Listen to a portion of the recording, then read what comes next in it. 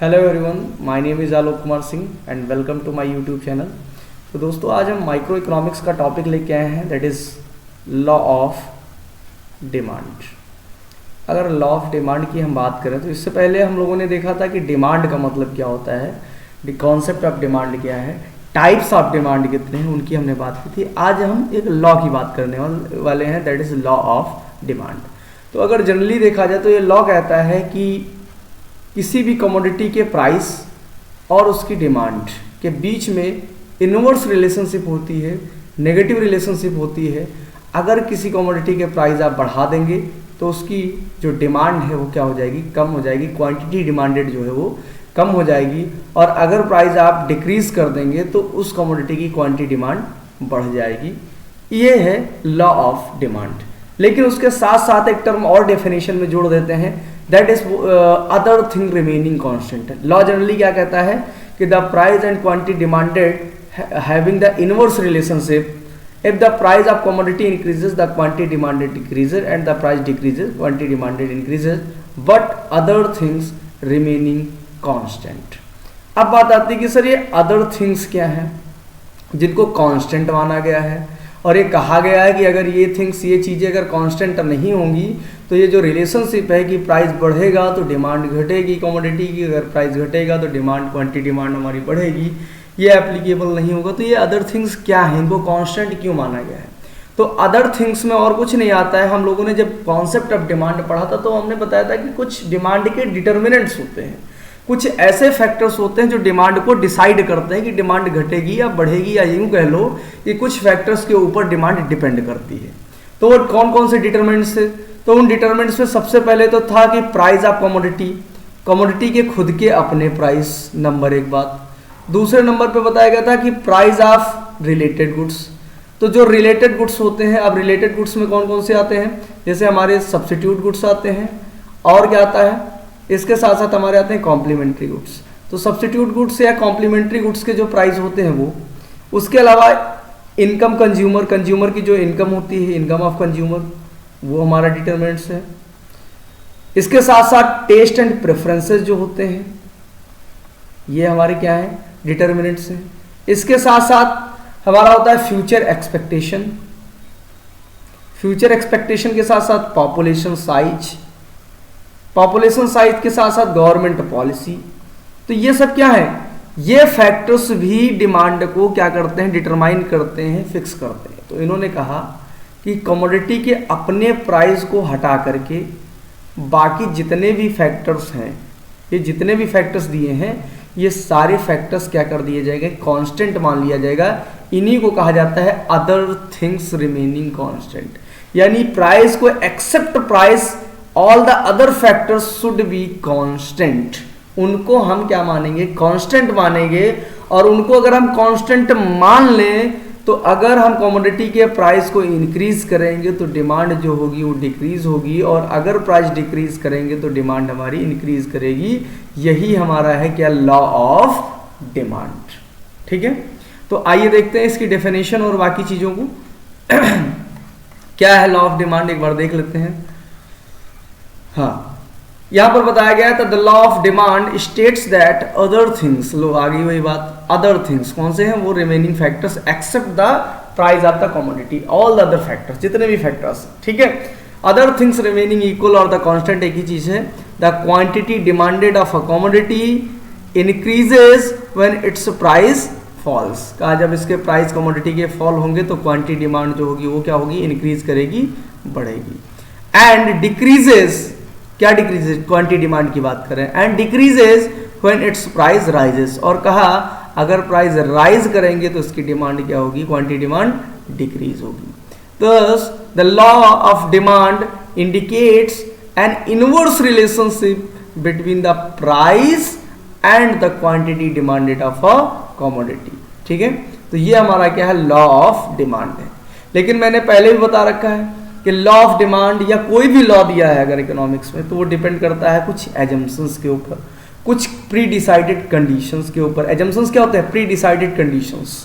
तो ये लॉ भी कुछ कंडीशंस के ऊपर डिपेंड है। अगर ये कंडीशन सेटिस्फाइड होंगी तो लॉ एप्लीकेबल होगा, अगर सेटिस्फाइड नहीं होंगी तो लॉ एप्लीकेबल नहीं होगा।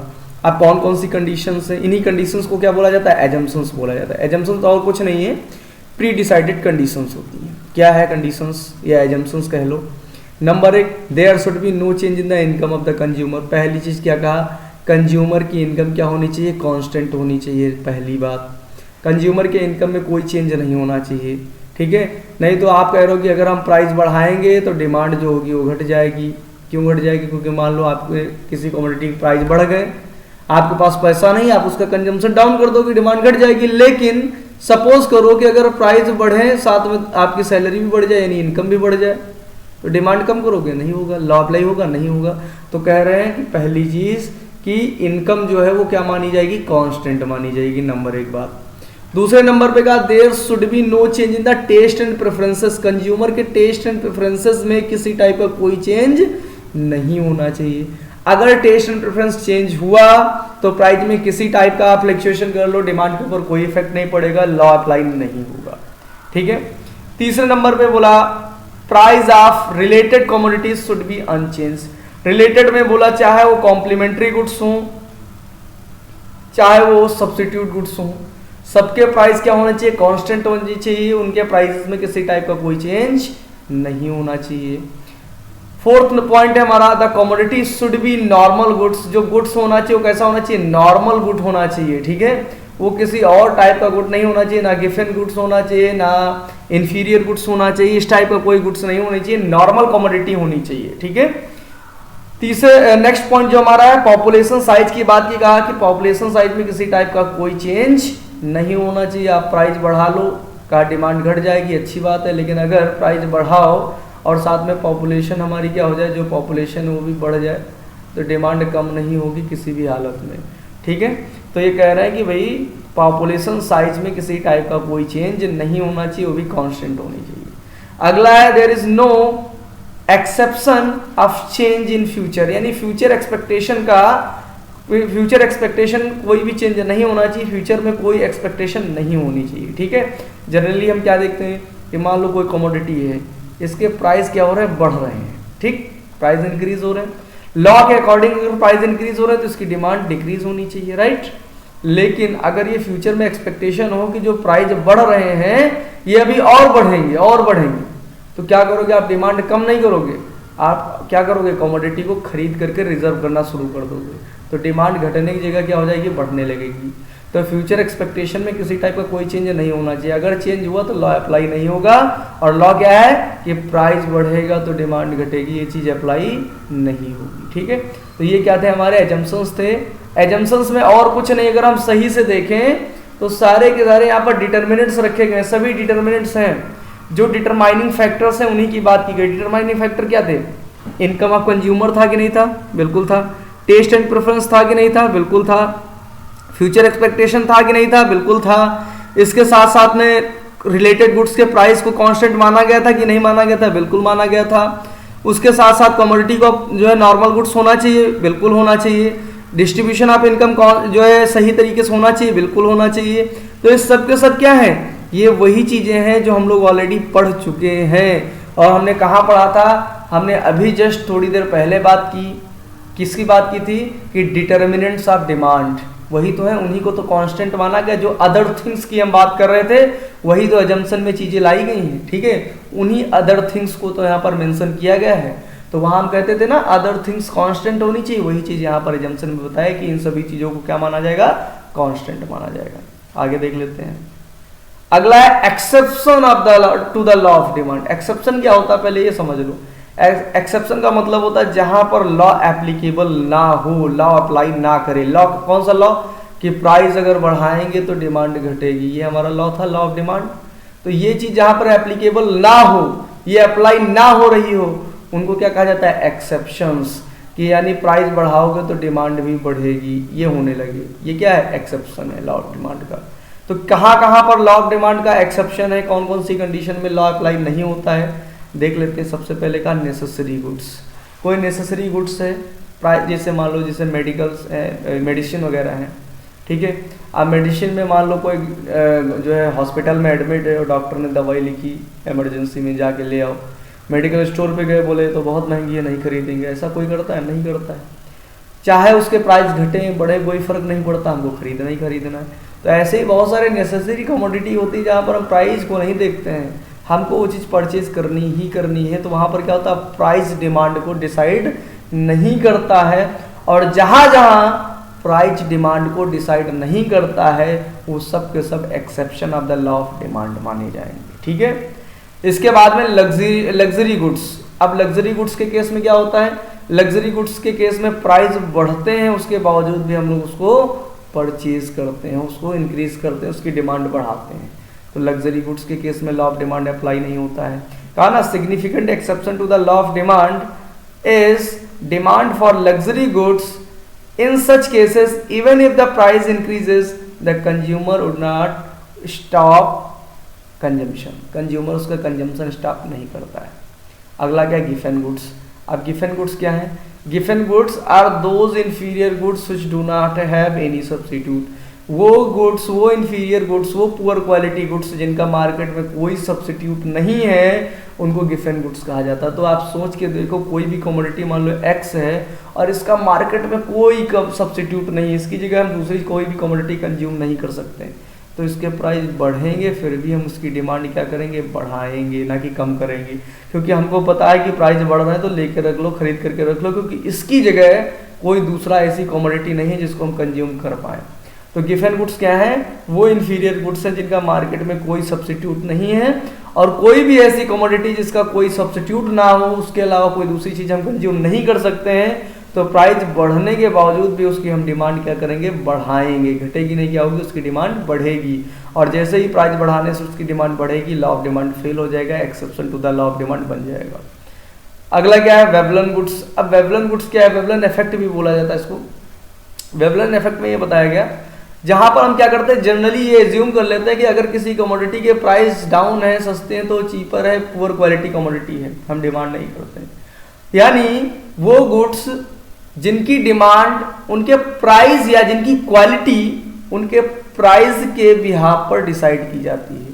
अगर प्राइस डाउन है तो हम ये एज्यूम कर लेते हैं कि इसकी क्वालिटी पुअर होगी, इसकी क्वालिटी में कोई दम नहीं है, और इसके लिए उसकी डिमांड हम क्या कर देते हैं, डाउन कर देते हैं। ठीक है, तो यहाँ पर वेवलन इफेक्ट के केस में ये बताया गया कि हम ये क्या करते हैं, जनरली उन्हीं गुड्स को अच्छा मानते हैं जिनका प्राइस हाई होता है। इनका प्राइस क्या होता है, हाई होता है।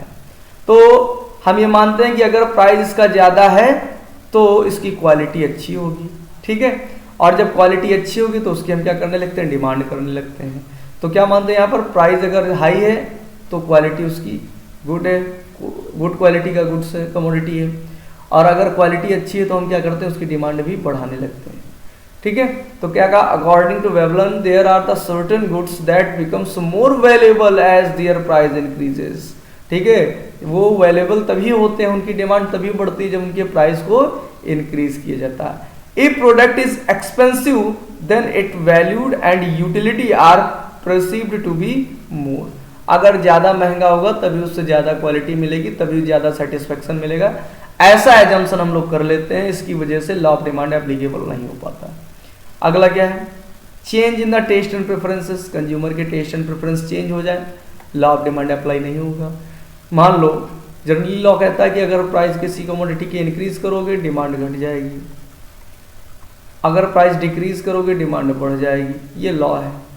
ठीक, अब मान लो किसी कमोडिटी के प्राइस डिक्रीज हो गए तो जनरली उसकी डिमांड बढ़नी चाहिए, लेकिन हुआ क्या, प्राइस डिक्रीज होने के बावजूद डिमांड नहीं बढ़ी। क्यों, क्योंकि लोग उसको प्रेफर नहीं कर रहे हैं, उसमें टेस्ट नहीं दिखा रहे, उसको अच्छा नहीं मान रहे, उसको पसंद नहीं कर रहे हैं। अब अगर उसमें टेस्ट नहीं ले रहे हैं, उसको प्रेफर नहीं कर रहे हैं, तो उसको खरीदेंगे नहीं। तो प्राइस तुम चाहे जितना डिक्रीज कर लो, डिमांड उसकी बढ़ेगी नहीं। ठीक, दूसरे नंबर पे अगर प्राइस इंक्रीज कर दो तो कहाँ डिमांड घट जाएगी। मान लो लोग किसी कमोडिटी को बहुत पसंद कर रहे हैं, तो प्राइस कितना भी आप इंक्रीज कर लो, डिमांड उसकी बढ़ जाएगी। तो यहाँ पर लॉ ऑफ डिमांड क्या हो जाएगा, फेल हो जाएगा।